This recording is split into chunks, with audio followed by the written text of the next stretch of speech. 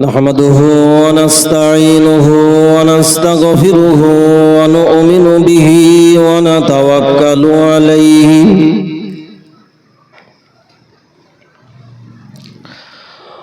ونعوذ بالله من شرور أنفسنا ومن سيئات أعمالنا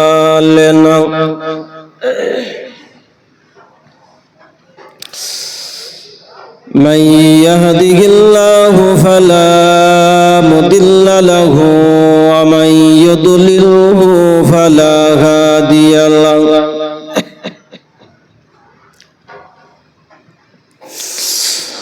ونشهد أن لا إله إلا الله وحده لا شريك له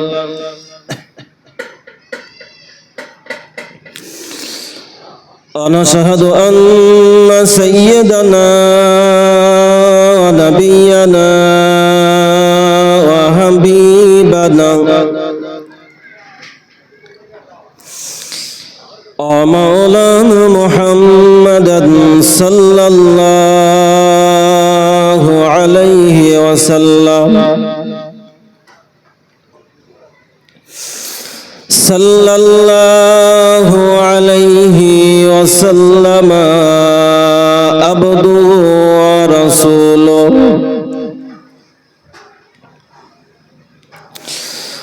الذي أرسله بالحق بشيرا ونذيرا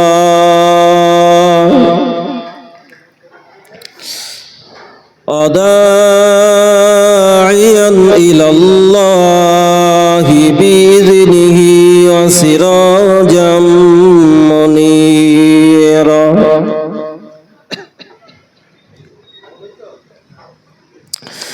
أعوذ بالله من الشيطان الرجيم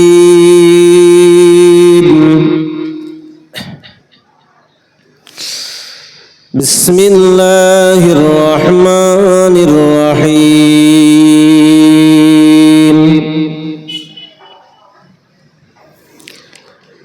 إن الله وملائكته يصلون على النبي يا أيها الذين آمنوا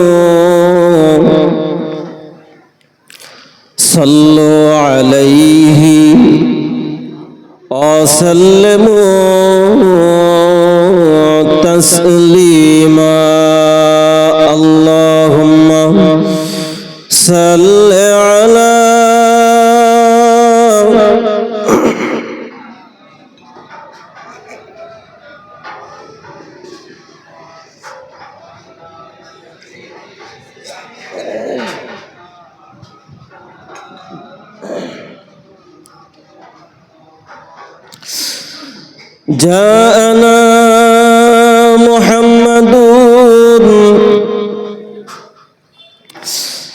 جاءنا محمد بشيرا نذيرا صلوا عليه كثيرا كثيرا اللهم صل على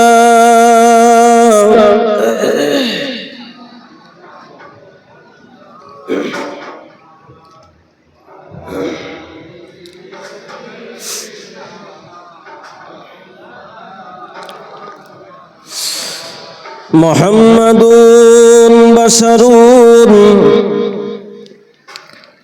محمد بشر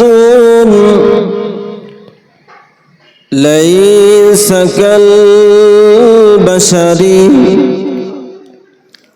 ياقوت حجر ليس كالحجر اللهم صل على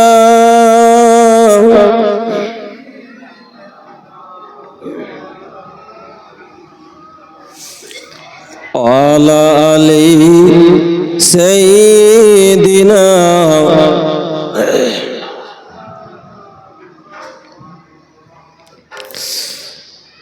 نحمده ونصلي على رسوله الكريم أما بعد فأعوذ بالله من الشيطان الرجيم بسم الله الرحمن الرحيم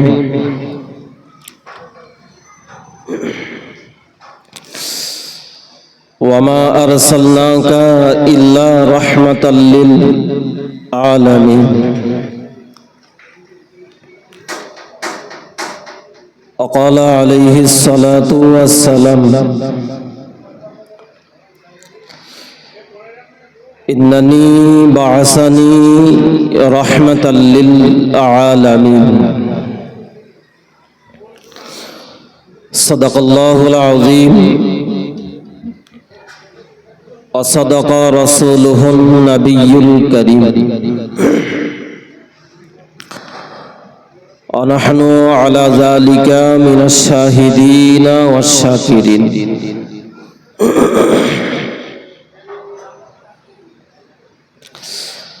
সম্মানীয় আজকের মাহফিলের স্বনামধন্য সভাপতি সাহেব,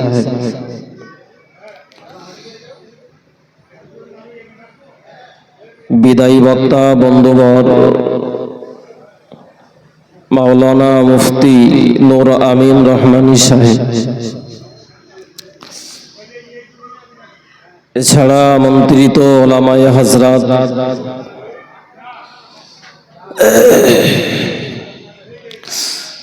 মাদ্রাসা শিক্ষক এবং ছাত্রবৃন্দ,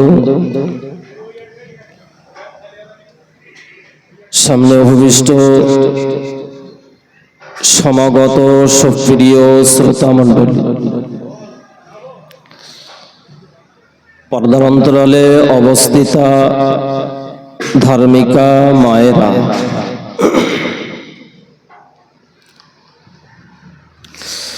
সকলের প্রতি আন্তরিক ভালোবাসা, শুভেচ্ছা, অভিনন্দন, সালাম নিবেদন করছি।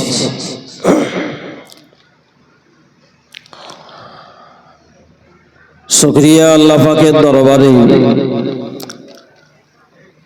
যিনি আমাদেরকে একটা পবিত্র মিলাদুন নবীর জলসায় এসে বসার তৌফিক দিয়েছেন। সকলে একটু মন খুলে বলুন না আলহামদুলিল্লাহ। আওয়াজটা ভালো হলো না, আর একটু আওয়াজ করে বলুন না আলহামদুলিল্লাহ। সাথে সাথে প্রিয় রাসূলের দরবারে জানাই অগণিত অসংখ্য দরুদ ও সালাম। সকলে আরো একবার পড়ি সাল্লাল্লাহু আলাইহি ওয়াসাল্লাম।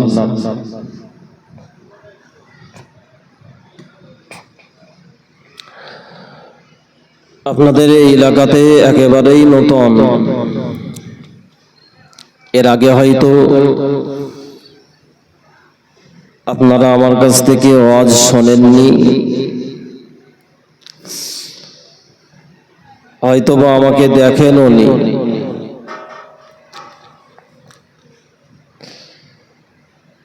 আপনাদের মাদ্রাসার যিনি শিক্ষক, তিনি আমার মহল্লার একজন সুনামধন্য ব্যক্তি, মাওলানা নজিবুল্লাহ সাহেব। তো তার সঙ্গে পরিচয় হয়, তিনি আপনাদের এখানে আমন্ত্রণ জানিয়েছেন, বিধায় আল্লাহ পাকের শুকরিয়া, আসতে পেরেছি। দোয়া করেন আল্লাহ যেন আপনাদের মনের কিছু খোরাক আমার মুখ দিয়ে বাহির করে দেন, বলুন আমিন। একটু মন খুলে বলুন না আল্লাহুম্মা আমিন। যারা একটু দূরে আছেন একটু কাছের দিকে এসে বসবেন, পিছনের দিকে যারা আছেন একটু কাছাকাছি হয়ে বসলে আমারও একটু কথা বলতে সুবিধা হয়, আপনাদের একটু বুঝতেও সুবিধা হবে। একটু কাছাকাছি হয়ে বসুন।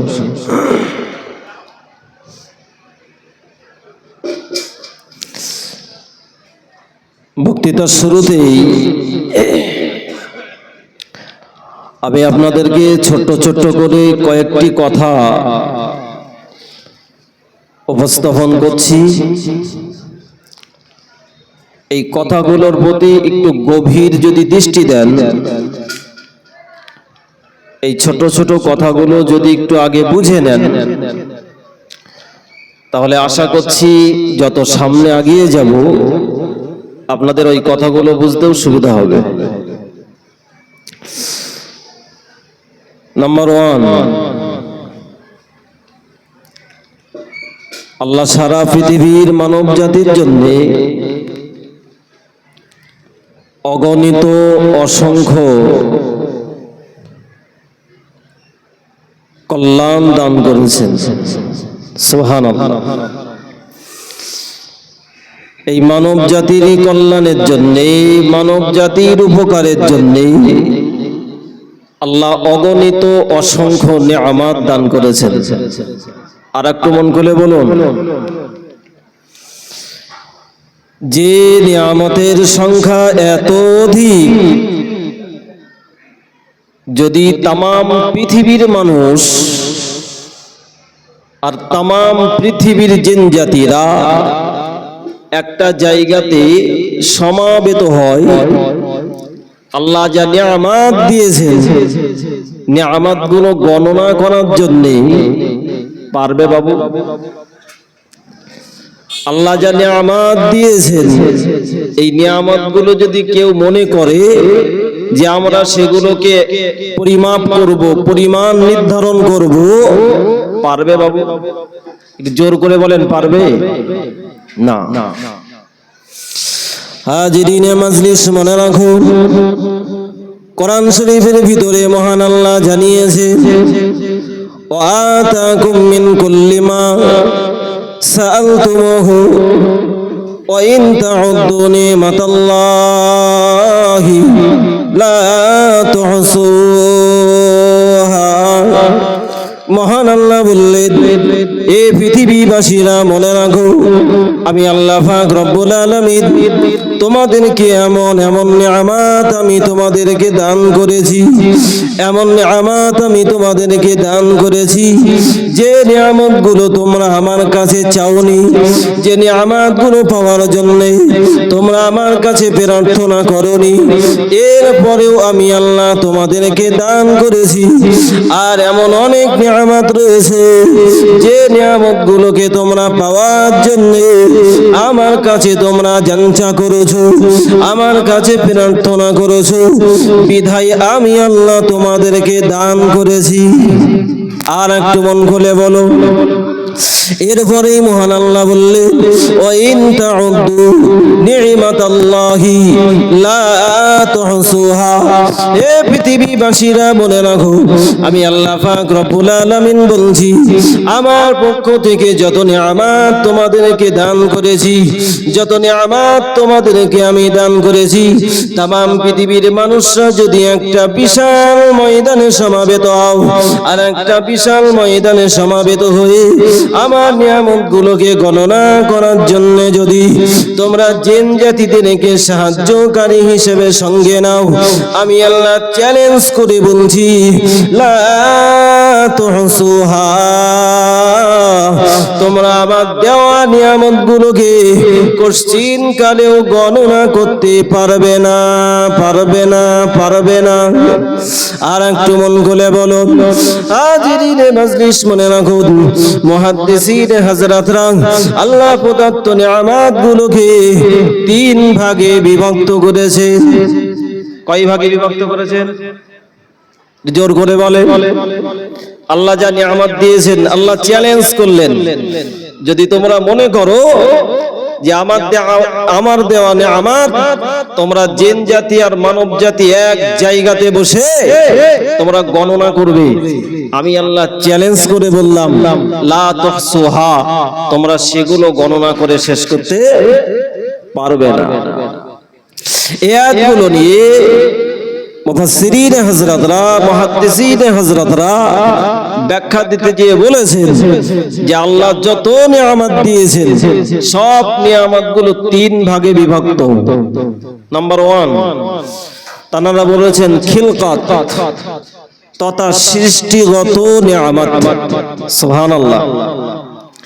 সৃষ্টিগত নিয়ামতটা কি একটু পরে বুঝবেন। নাম্বার 2, তৌফিক তথা আল্লাহর পক্ষ থেকে সাহায্য সংক্রান্ত নিয়ামত। নাম্বার 3, হিদায়াত সংক্রান্ত নিয়ামত, অর্থাৎ আল্লাহ প্রদত্ত নবী এবং আম্বিয়াদেরকে পাঠিয়ে আল্লাহ মানব জাতিকে জাহান্নাম থেকে বাঁচিয়ে জান্নাতে নিয়ে যাওয়ার জন্য ব্যবস্থা করে দিয়েছেন। আর একটু মন খুলে বলুন। সুতরাং আমরা যদি আল্লাহর নিয়ামতগুলো নিয়ে একটু চিন্তা ভাবনা করি, বেশি দূরে যাওয়া লাগবে না বাবু। আল্লাহ আমাদের যা নিয়ামত দিয়েছেন আমাদের শরীরের ভিতরে, আল্লাহ নিজেই বললেন অফি আনফুসিকুম আফালা তুবসিরুন, আমি তোমাদের যা শরীরে নিয়ামত দিয়েছি এই নিয়ামতগুলোকে একটু দৃষ্টি দিয়ে, চোখ দিয়ে কি তোমরা দেখো না? অন্তর্দৃষ্টি দিয়ে কি একটু ভাবো না? একজন মানুষের শরীরের ভিতরে মূল কিছু অঙ্গ আছে, হার্ট, লিভার, কিডনি, তাই তো নাকি? যাদের এই অঙ্গগুলো সুস্থ আছে তারা এটা কেমন নিয়ামত বুঝবে না, কিন্তু যাদের লিভার নষ্ট, যাদের কিডনি নষ্ট, যাদের হার্ট নষ্ট, তারাই বুঝতে পারে এগুলো কেমন নিয়ামত, তাই তো নাকি? এবার একটা বলুন, এই যে আমাদের হাতগুলো খুলছে, আল্লাহ যদি এই হাতগুলোকে, আল্লাহ যদি খেলানোর বা এই আঙ্গুলগুলোকে খোলার তৌফিক না দিতেন, আপনি কাজ করতে পারতেন? বুঝতে পারছি আপনাদের? এটা একটা বড় নিয়ামত। কোরআন শরীফ, হাদিস শরীফের ভিতরে রাসূল বলেন কুল্লু সুলামাই মিন আহাদিকুম সাদাকা, আল্লাহ তোমাদের এই জোড় অঙ্গের যে খেলানো তৌফিক দিয়ে আল্লাহ তোমাদের যে নিয়ামত দিয়েছেন তার জন্য প্রত্যেক দিন তোমাদের উপরে একটা করে তাসবিহ পাঠ করা ওয়াজিব হয়ে যায়। সুবহানাল্লাহ বলে। এই আমরা যে একটা সুবহানাল্লাহ বললাম, এই একটা ওয়াজিবের দায়িত্ব আমাদের কাছ থেকে সরে গেল। এই জন্য যারা সুলুকি সবক দেন, যারা পীরতন্ত্রের সবক দেন, তারা প্রতিদিন সকাল এবং সন্ধ্যা 100 বার করে সুবহানাল্লাহ, 100 বার করে আলহামদুলিল্লাহ, 100 বার করে আল্লাহু আকবার, 100 বার করে লা ইলাহা ইল্লাল্লাহ জিকিরের সবক দেন। জানেন তো নাকি? এজন্যই যে রাসূল বললেন প্রত্যেকটা জোড় অঙ্গের উপরে তোমার সাদকা ওয়াজিব আছে। সুতরাং এই ওয়াজিবগুলো তো আমার উপর থেকে আগে কাটানো লাগবে, তারপরে তো আল্লাহর সান্নিধ্য। বাবু, যেটা আমি আপনাদের বোঝাচ্ছিলাম, আল্লাহ পাক আমাদের উপরে অগণিত অসংখ্য নিয়ামত দিয়েছেন। যত নিয়ামত আমরা ভোগ করছি, একটু আওয়াজ দিয়ে বলবেন যে আমরা আল্লাহর প্রদত্ত, আল্লাহর পক্ষ থেকে সব থেকে বড় নিয়ামত কি পেয়েছি? বলেন। আমি একটা মজলিসে যখন প্রশ্ন করলাম, কেউ বলল আমার চোখ, এটা সব থেকে বড় নিয়ামত। কেউ বলল আমার ব্রেন, কেউ বলল হার্ট, কেউ বলল কিডনি, কিন্তু রাইট অ্যান্সার আমার বাবু দিয়েই দিলেন। পেছনে যেটা লেখা আছে সেটাই। আমরা আল্লাহর প্রদত্ত যত নিয়ামত পেয়েছি, আল্লাহ বললেন আমার পক্ষ থেকে নবী মুহাম্মদ সব থেকে তোমাদের জন্য বড় নিয়ামত। সুবহানাল্লাহ আসতে বললেন। আর একটু মন খুলে বলুন না, নারে তাকবীর। হাজিরিনে মজলিস, মনে রাখুন, আমরা যদি কোরআনকে জিজ্ঞাসা করি, কোরআন আল্লাহ পাক রব্বুল আলামিন আমাদেরকে যত নিয়ামত দিয়েছেন, আল্লাহ আমাদেরকে যত অনুগ্রহ দান করেছেন, যত রহমত আর বরকত আমাদেরকে নসিব করেছেন, সব থেকে বড় নিয়ামত, সব থেকে বড় রহমত আল্লাহ তাআলা আমাদের কি দিয়েছেন? কোরআন আমাদেরকে জানিয়ে দেবে ওমা আরসালনাকা ইল্লা রাহমাতাল লিল আলামিন। হে পৃথিবীবাসীরা মনে রাখো, আমি কোরআন তোমাদেরকে জানিয়ে দিলাম মহান আল্লাহ তোমাদেরকে যত নিয়ামত দান করেছেন, যত রহমত তোমাদেরকে দান করেছেন, যত বারাকাত তোমাদেরকে দান করেছেন, সব থেকে বড় নিয়ামত আল্লাহ তাআলা তোমাদের কাছে নবী মুহাম্মদুর রাসূলুল্লাহ সাল্লাল্লাহু আলাইহি ওয়াসাল্লামকে পাঠিয়েছেন। তিনি হলেন সারা বিশ্ববাসীর জন্য রহমত। জোরে বলুন, আর একটু মন খুলে বলুন সুবহানাল্লাহ। এবার একটা মজার বিষয় ধরিয়ে দিই। আল্লাহ রাসূলের জন্য কোরআন নাজিল করে বললেন রাহমাতুল লিল, কথা বলেন, রাহমাতুল লিল আলামিন। আল্লাহ নিজের জন্য কি বললেন? আলহামদুলিল্লাহি রাব্বিল আলামিন আর রহমানির রহিম মালিকি ইয়াউমিদ্দিন। তাই তো নাকি?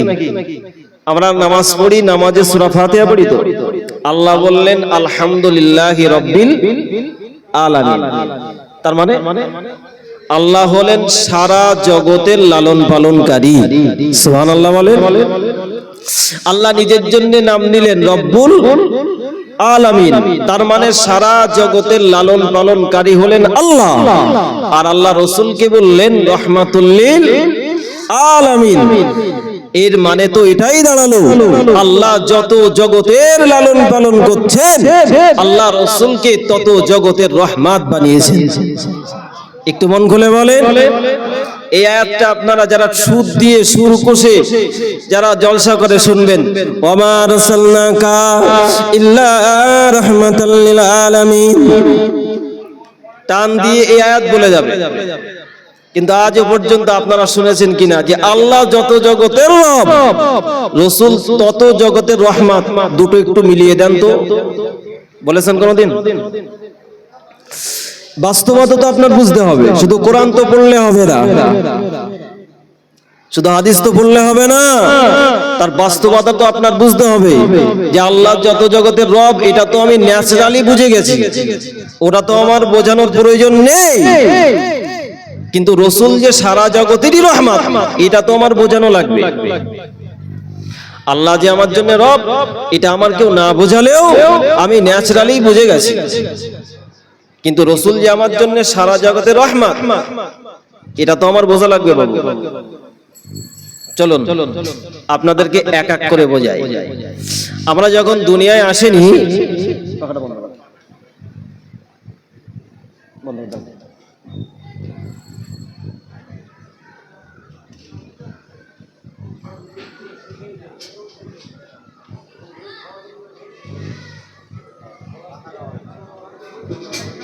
মাইক ম্যান সেট একটু দেখো, হালকা একটু স্পিড করে না,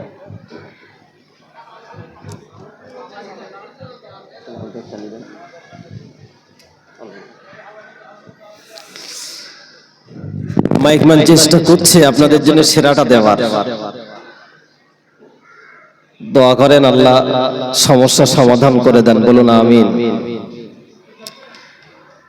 আমরা দুনিয়া আসার আগে কোথায় ছিলাম? কথা বললে না খুব সুন্দর বুঝতে পারবেন। মনে করুন আজকের দিনটা আপনাদের জন্য একটা ক্লাস। বড়রা বলেছেন, কিতাবে দেখেছি যে যারা মাদ্রাসায় পড়েনি, যারা মুরব্বী মানুষ, তাদের জন্য এইরকম মজলিস গুলোই হলো মাদ্রাসা। সুবহানাল্লাহ বলে। সুতরাং আপনারা একটু সন্তান মনে করে, কি ভাই মনে করে, একটু বন্ধু মনে করে একটু প্রশ্ন করুন, প্রশ্ন থাকলে উত্তর হবে ইনশাআল্লাহ। তো আমি আপনাদের যেটা বোঝাতে চাইছি যে আমরা দুনিয়ায় আসার আগে ছিলাম কোন জগতে? একটা জগতে যার নাম আলামে আরওয়াহ। সেখানকার রব কে ছিলেন? আমরা রব বলে কাকে মেনেছি? আল্লাহকে। তিনি আমার জন্য সেখানেও রব ছিলেন, তাই তো নাকি? তাহলে এবার আমার প্রমাণ দেওয়া লাগবে সেই জগতেও নবী মুহাম্মদ সাল্লাল্লাহু আলাইহি ওয়াসাল্লাম রাহমাত, এটা আমার প্রমাণ দেওয়া লাগবে তো, বাস্তবতা মেলাতে হবে তো। চলুন একটু মিলিয়ে দেই। হাজিরিনে মাজলিস মনে রাখো, আল্লাহ পাক রব্বুল আলামিন যখন হযরত আদম আলাইহিস সালামকে সৃষ্টি করলেন, আদম আলাইহিস সালামকে সৃষ্টি করে আল্লাহ আদম আলাইহিস সালামের পৃষ্ঠদেশ থেকে যত আদম সন্তানকে আল্লাহ দুনিয়ায় পাঠাবেন, যত আদম সন্তানকে আল্লাহ দুনিয়ায় সৃষ্টি করবেন, আল্লাহ আদমের পৃষ্ঠদেশ থেকে সবাইকে রূহের হালাতে বাহির করলেন। সবাইকে রূহের হালাতে বাহির করে আল্লাহ একটা বিশাল ময়দানে জমা করলেন। আল্লাহ বিশাল একটা ময়দানে জমা করে সবাইকে নিয়ে আল্লাহ একটা মহা সমাবেশ করলেন। আল্লাহ একটা মহা সমাবেশ তৈরি করলেন। আল্লাহ ওই মহা সমাবেশে আল্লাহ সমস্ত রূহগুলোকে লক্ষ্য করে বললেন, আলাস্তু বিরাব্বিকুম, আলাস্তু বিরাব্বিকুম, হে আমার সৃষ্টিকৃত রূহরা, হে আদমের সন্তানেরা, বলো না আমি কি তোমাদের রব নই? আমি কি তোমাদের রব নই? আমি কি তোমাদের রব নই? ও বাবাজিরা, ভাইরা, ও সোনার মানিকেরা, ও নাগরপুর গ্রামের তরুণ জুয়ান যুবকেরা, ওই রূহের ময়দানে বসেছিল দুনিয়ার যত হাফেজ হুফাজ, দুনিয়ার যত আলেম ওলামা, দুনিয়ার যত নবী আম্বিয়া, দুনিয়ার যত মাস্টার, দুনিয়ার যত ডাক্তার, দুনিয়ার যত হায়ার পার্সনরা রয়েছে, দুনিয়ার যত হায়ার এডুকেটেডরা রয়েছে, সবাই সেই দিন রূহের ময়দানে বসা, রূহের ময়দানে বসেছিল। দুনিয়ার যত রাজনীতিবিদরা রয়েছেন, দুনিয়ার যত সাহিত্যিক রয়েছেন, দুনিয়ার যত কবি রয়েছেন, দুনিয়ার যত ইঞ্জিনিয়ার রয়েছেন, সবাই সেই দিন আল্লাহর সামনে মাথা নত করে বসেছিল। আল্লাহ যখন সবাইকে লক্ষ্য করে বললেন, আলাস্তু বিরাব্বিকুম, আমি কি তোমাদের রব নই? আমি কি তোমাদের রব নই? ও বাবাজিরা, ভাইরা, ও সোনার মানিকেরা, ও নাগরপুর গ্রামের তরুণ জওয়ান যুবকেরা, আল্লাহর প্রশ্নের উত্তর দেওয়ার মতো কারোর সাহস ছিল না। আল্লাহর প্রশ্নের কি জবাব দেবেন কেউ সেই দিন খুঁজে পাচ্ছিল না। সবাই যখন অবনত মস্তকে, সবাই যখন আল্লাহর সামনে মাথাটা নিচু করে বসেছিল, সবার পক্ষ থেকে ওই লক্ষ কোটি রূহের ভিতর থেকে মাথাটা উঁচু করে রাহমাতুল লিল আলামিনের রূহটা বলে উঠেছিল, বালা বালা, হা হা হা হা। আল্লাহ আমরা সাক্ষ্য দিয়েই বলছি, আল্লাহ আপনি আমাদের রব, রব। আর একটু মন খুলে বলুন, ও বাবাজিরা, ভাইরা, দুনিয়ার যত মাস্টার, দুনিয়ার যত ডাক্তার, দুনিয়ার যত আলেম ওলামা, দুনিয়ার যত নবী আর আম্বিয়ারা এসেছেন, কেউ তখন জবাব দিতে পারছিল না। সবার পক্ষ থেকে দায়িত্ব নিয়ে নবী মুহাম্মদুর রাসূলুল্লাহ সাল্লাল্লাহু আলাইহি ওয়াসাল্লাম যখন জবাব দিয়ে বলেছিলেন, বালা, আমরাও তখন শুনে নিয়েছিলাম আল্লাহর প্রশ্নের উত্তর কি দিতে হবে। আমরা তখন সেই নবীর সুরে সুরটা মিলিয়ে বলেছিলাম, বালা বালা বালা, হা হা হা হা। আল্লাহ আমরাও এবার সাক্ষ্য দিয়ে বলছি, আল্লাহ আপনি আমাদের রব, রব, রব। আর একটু মন খুলে বলুন সুবহানাল্লাহ। নবী রহমত ছিলেন না গজব? জোর করে বলতে হবে, নবী সেখানে রহমত না গজব? এখনো হয়নি, আরো জোরে বলেন, রহমত। আল্লাহ সেখানকার রব। যখন সবাই নীরব, সবাই নিথর, কি উত্তর দেব আল্লাহর প্রশ্নে? কেউ যখন বলার সাহস পাচ্ছিল না, সবার পক্ষ থেকে দায়িত্ব নিয়ে নবী মুহাম্মদ সাল্লাল্লাহু আলাইহি ওয়াসাল্লাম বলেছিলেন, বালা, হ্যাঁ আল্লাহ আমরা সাক্ষ্য দিয়েই বলছি আপনি আমাদের রব। সুবহানাল্লাহ বলে। আর আমরাও শুনে নিয়েছিলাম তখন কি বলতে হবে। তাহলে রাসূল আমাদের সবার জন্য সেই দিন রাহমাত ছিলেন। তাকবীর দেন না, নারে তাকবীর। এবার আমরা মায়ের পেটটাও একটা জগৎ বলে জানি, তাই তো নাকি? মায়ের পেটটাও একটা জগৎ, যেহেতু সেখানেও একটা মানুষকে কিছুদিন অবস্থান করতে হয়। দেখা যাক নবী মায়ের পেটের জন্য কেমন রহমত ছিলেন, দেখি এবার। হাজিরিনে মাজলিস মনে রাখো, মা আমিনা বন্দনা দিলেন। হে পৃথিবীর মায়েরা মনে রাখো, হে পৃথিবীর বোনেরা মনে রাখো, আমি আমিনা তোমাদেরকে বন্দনা দিয়ে বললাম, তোমরা যখন তোমাদের সন্তানগুলোকে গর্ভে ধারণ করো, তোমরা যখন তোমাদের সন্তানগুলোকে পেটে ধারণ করো, তোমাদের অনেক কষ্ট যন্ত্রণা সহ্য করতে হয়। কিন্তু আমার কচি মোহাম্মদ যখন আমার গর্ভেতে ছিল, আমি সন্তান গর্ভে রাখার যত কষ্ট অন্যান্য মায়েরা অন্যান্য বোনেরা সহ্য করে, আমার কচি মোহাম্মদ যখন আমার গর্ভে ছিল, আমি সন্তান গর্ভে রাখার কোনো কষ্ট যন্ত্রণা বুঝতে পারিনি। জোরে বলেন, আর একটু মন খুলে বলুন সুবহানাল্লাহ। ও বাবাজিরা ভাইরা, আম্মা আমিনা বন্দনা দিলেন। হে পৃথিবীর মায়েরা মনে রাখো, হে পৃথিবীর বোনেরা মনে রাখো, আমার কচি মোহাম্মদ যখন আমার পেটের ভিতরে 9 মাস পর্যন্ত ছিল, 9 মাস পর্যন্ত ছিল, একটা সময় তোমরা যখন বাচ্চাকে গর্ভে ধারণ করে রাখো, তোমাদের 9 মাস একটা সময়ে গিয়ে তোমাদের বাহ্যিক আকৃতির একটু বেড়ে যায়, তোমাদের বাহ্যিক দিক দিয়ে বোঝা যায় যে তোমরা গর্ভে সন্তান ধারণ করে রেখেছো। কিন্তু আমি আমিনা আমার কচি মোহাম্মদ 9 মাস পর্যন্ত আমার গর্ভেতে অবস্থান করেছে, বাহ্যিক দিক দিয়ে কোনোদিনও সেটা বোঝা যায়নি। আর একটু মন খুলে, আমার কচি মোহাম্মদ আমার শরীরের ভিতরে 9 মাস পর্যন্ত ছিল, আমি আমিনা আমার উপরের দিক দিয়ে বোঝা যায়নি, আমি আমিনা আমার কোনোদিনও লজ্জাবোধ হয়নি। ও বাবাজিরা ভাইরা, ও সোনার মানিকেরা, ও নাগরপুর গ্রামের তরুণ জওয়ান যুবকেরা, আম্মা আমিনা বন্দনা করেন। হে পৃথিবীর মায়েরা মনে রাখো, হে পৃথিবীর বোনেরা মনে রাখো, এবার তোমাদের যেদিন সন্তান গর্ভে থেকে দুনিয়ার মুখ দেখবে, যেদিন তোমাদের সন্তান ডেলিভারির সময় হয়ে যায়, সেই দিন তোমরা মৃত্যুর সঙ্গে পাঞ্জা লড়ো, সেই দিন তোমাদের মৃত্যুর সাথে পাঞ্জা লড়ার খেলা চলে, কখন না জানি তোমাদের জাহানটা বার হয়ে যায়। কিন্তু আমি আমিনা আমার কচি মোহাম্মদ যেদিন দুনিয়ার মুখ দেখেছিল, যেদিন দুনিয়াতে এসেছিল, ওই দিন আমার কোনো কষ্ট যন্ত্রণা হয়নি। পৃথিবীর সব থেকে আমি আমিনা আমার জন্য আনন্দের এবং খুশির দিন ছিল। জোরে বলুন, আর একটু মন খুলে বলুন। ও বাবাজিরা ভাইরা, আম্মা আমিনা আবারও বন্দনা দিলেন। হে পৃথিবীবাসীরা মনে রাখো, আমার কচি মোহাম্মদ যখন আমার গর্ভেতে ছিল, আমি যখন রাস্তা দিয়ে হেঁটে হেঁটে যেতাম, আমি যখন রাস্তা দিয়ে চলতাম, আমি যেন গাইবে থেকে আওয়াজ পেতাম, আমি গাইবে থেকে আওয়াজ পেতাম, ও আমিনা, ও আমিনা, তুমি একটু সাবধানে চলো মা, তুমি একটু আস্তে আস্তে পা ফেলো মা, তুমি একটু সাবধানে চলো মা, নইলে তুমি পড়ে যাবে মা। ও মা আমিনা, তুমি একটু সাবধানে যাতায়াত করো মা, কারণ তোমার ভিতরে এমন একজন সন্তান রয়েছে যিনি হলেন সারা জগতের জন্য রহমত। আর একটু মন খুলে বলুন। ও বাবাজিরা ভাইরা, আম্মা আমিনা বন্দনা দিলেন।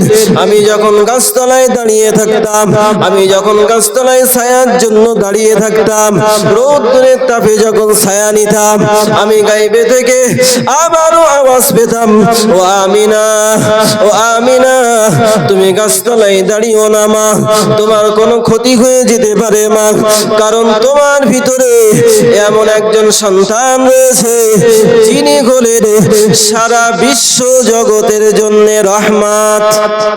আর একটু মন খুলে হাজিরিনে মাজলিস মনে রাখো, আম্মা আমিনা বন্দনা দেন। হে পৃথিবীবাসীরা মনে রাখো, আমার কচি মোহাম্মদ যখন এবার গর্ভ থেকে দুনিয়ায় এলো, আমার কচি মোহাম্মদ যখন দুনিয়ায় এলো, আমি আমার কচিটাকে দেখলাম সে যেন সিজদা হালাতে দুনিয়ায় এলো। আমার কচির মুখের দিকে তাকালাম, আমার কচির মুখের দিকে তাকিয়ে দেখলাম আমার কচির মুখ যেন বিড়ি বিড়ি করে কিছু যেন বলতে চাইছে। আমার কচির ডান হাতটা আকাশের দিকে ইশারা করে রেখেছে। আমি আমিনা আমার কচির মুখের ধারে কানটা নিয়ে গেলাম, আমি আমি শুনতে পেলাম আমার কচি দুনিয়ার কোনো কথা বলে না, আমার কচি দুনিয়ার কোনো কথা বলছিল না। আমার কচির মুখের ধারে যখন কানটা নিয়ে গেলাম, আমি আমিনা শুনতে পেলাম আমার কচি তার মহান রবের গুণগান আর গুণকীর্তন করছেন। জোরে বলো, আর একটু মন খুলে বলো। হাজিরিনে মাজলিস মনে রাখুন, আর একটা দুর্বল বন্দনা এসেছে, যে বন্দনাটা মজবুত নয়, দুর্বল বন্দনাতে এসেছে। আম্মা আমিনা বন্দনা দিলেন, আমার সন্তান দুনিয়ায় আসার সঙ্গে সঙ্গে তার দুনিয়াতে যত উম্মাত আর উম্মতি থাকবে সবার জন্য আল্লাহর কাছে কল্যাণের দোয়া চাইছিল। আর একটু মন খুলে বলো। নবী ছিলেন রূহের জগতের, সেখানেও রহমত। আল্লাহর মায়ের পেটে রাখলেন, সেখানেও রহমত। দুনিয়ায় আসতেছেন আমাদের জন্যও, জোর করে বলে না, এখানেও রহমত। তাহলে ভালোবাসবেন কাকে? ভালোবাসবেন কাকে? টিএমসির নেতাকে? ভালোবাসবেন কাকে? বিজেপির নেতাকে? ভালোবাসবেন কাকে? কংগ্রেসের, সিপিএম এর নেতাকে? আর এক্স ওয়াই জেড যত পার্টি আছে তাদেরকে? না। যদি আপনার ভালোবাসাটা রাসূলের থেকে তাদের প্রতি বেশি হয়ে যায়, রাসূল বললেন লা ইউমিন, ঈমানদার সে হতে পারবে না। যদি আমার ভালোবাসাটা তাম পৃথিবী অপেক্ষা রাসূলের জন্য বেশি না হয়, রাসূল বললেন তুমি এখন ঈমানদার হওনি।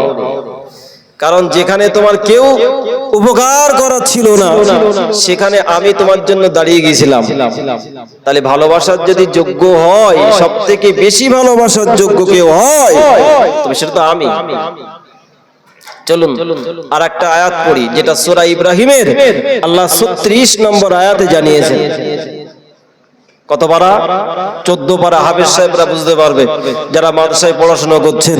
14 পারা সূরা ইব্রাহিমের 36 নম্বর আয়াতে আল্লাহ একটা আয়াত নাজিল করলেন, রাব্বি ইন্নাহুন্না আদলালনা কাসীরাম মিনান নাস ফামান তাবিয়ানি ফাইন্নাহু মিন্নি ওয়া মান আসানি ফাইন্নাকা গফুরুর রহিম। আর একটা আয়াত আল্লাহ নাজিল করলেন সূরা মাইদার একেবারে শেষের দিকে 118 নম্বর আয়াতে আল্লাহ জানিয়েছেন, ইন তুআযিবহুম ফাইন্নাহুম ইবাদুক ওয়া ইন তাগফির লাহুম ফাইন্নাকা আনতাল আজিজুল হাকীম। আল্লাহ পাক রব্বুল আলামিন কোরআন নাজিল করে নবী ইব্রাহিম আলাইহিস সালামের জামানার ঘটনা শুনিয়েছেন, নবী ঈসা নবীর জামানার ঘটনা শুনিয়েছেন। আল্লাহ পাক রব্বুল আলামিনের কাছে নবী ইব্রাহিম আলাইহিস সালাম যখন দুনিয়া ছেড়ে চলে যাচ্ছিলেন, আল্লাহরে ডাক দিয়ে বললেন, ও রব্বুল আলামিন, আল্লাহ রব্বি ইন্নাহুন্না আদলালনা কাসীরাম মিনান নাস। আল্লাহ আমার কওমের অনেক মানুষ, আল্লাহ তারা ঠাকুর পূজায় আসক্ত, আল্লাহ তারা মূর্তি পূজায় আসক্ত, আল্লাহ তারা আমার তাওহীদের ডাকে সাড়া দিল না, আল্লাহ তারা ঈমানের ডাকে সাড়া দিল না। ও রব্বুল আলামিন, আল্লাহ কিয়ামতের মাঠে যারা আমার ডাকে সাড়া দিয়েছিল, যারা আমার ডাকে সাড়া দিয়ে ঈমান এনেছিল, আল্লাহ আমি তো তাদের সঙ্গেই থাকবো। আল্লাহ যারা আমার অবাধ্য হয়েছিল, আল্লাহ আমি মরে যাওয়ার আগে আপনার কাছে আমার গুনাহগার পাপী তাপী উম্মতের জন্য ক্ষমা চাইছি। আল্লাহ আমার গুনাহগার পাপী তাপী উম্মত আর উম্মতির জন্য ক্ষমাটা মঞ্জুর করে দিন। ও বাবাজিরা ভাইরা, অপরদিকে নবী ঈসা আলাইহিস সালাম তিনিও যখন দুনিয়া ছাড়ছিলেন, আল্লাহরে ডাক দিয়ে বললেন, ইন তুআযিবহুম ফাইন্নাহুম ইবাদুক।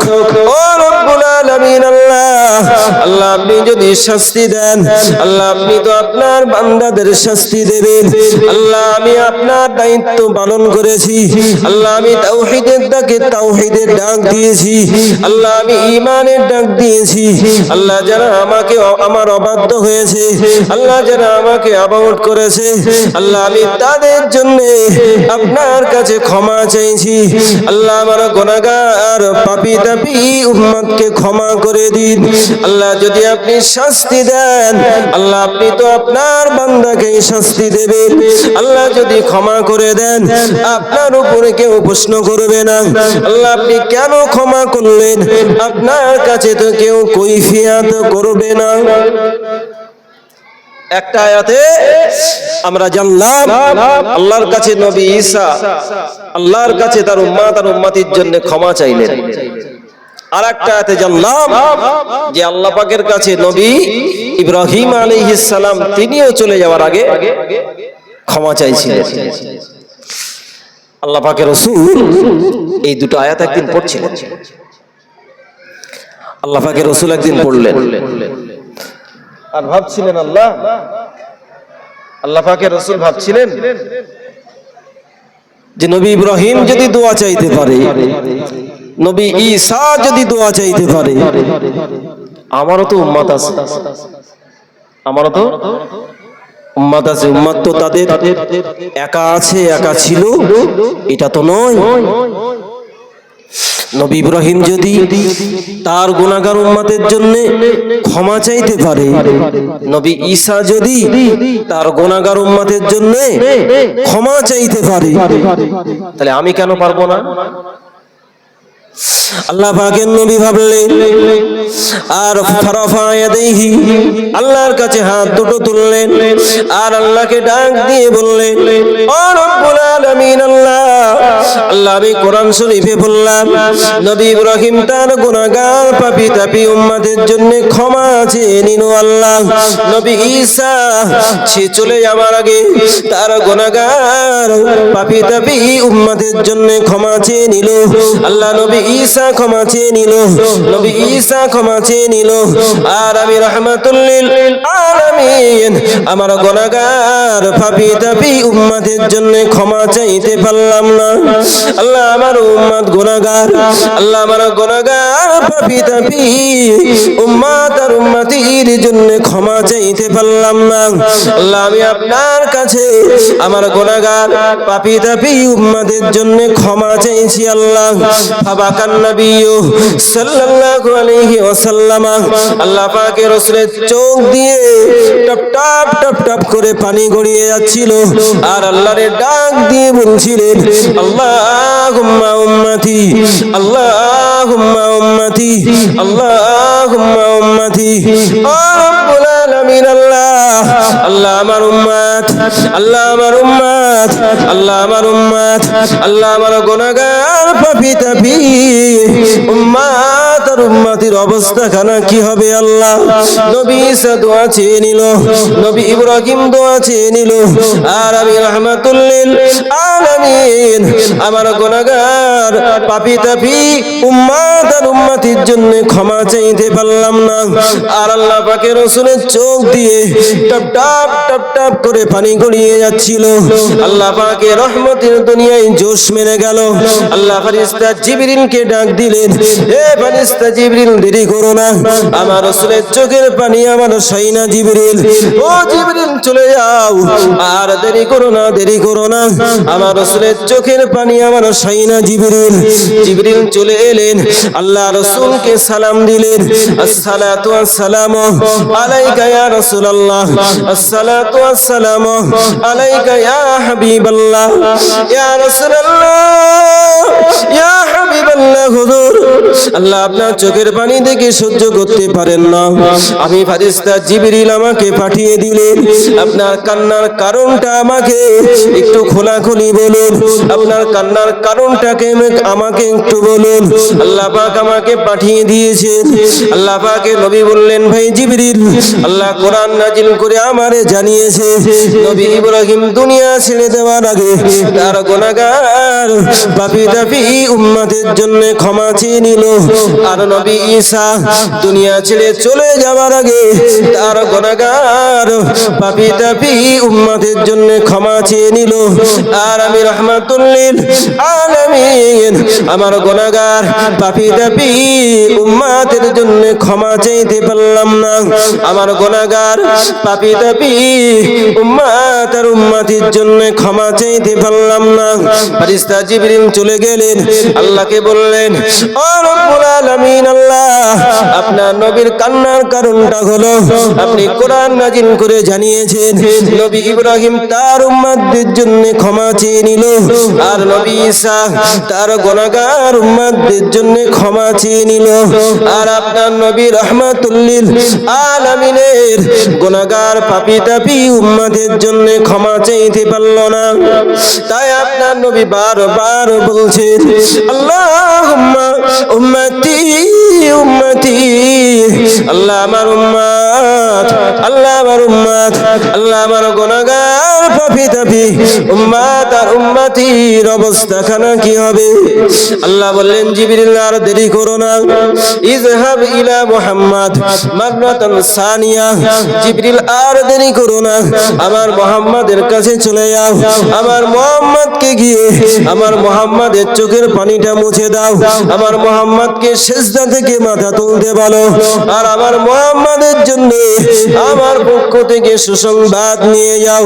আল্লাহ জানিয়ে দিলেন, জিবরিল আমার মুহাম্মদকে গিয়ে বলো, ইন্নাল্লাহা সাইরদিকা ফি উম্মতিকা ওয়ালা নাসুকা।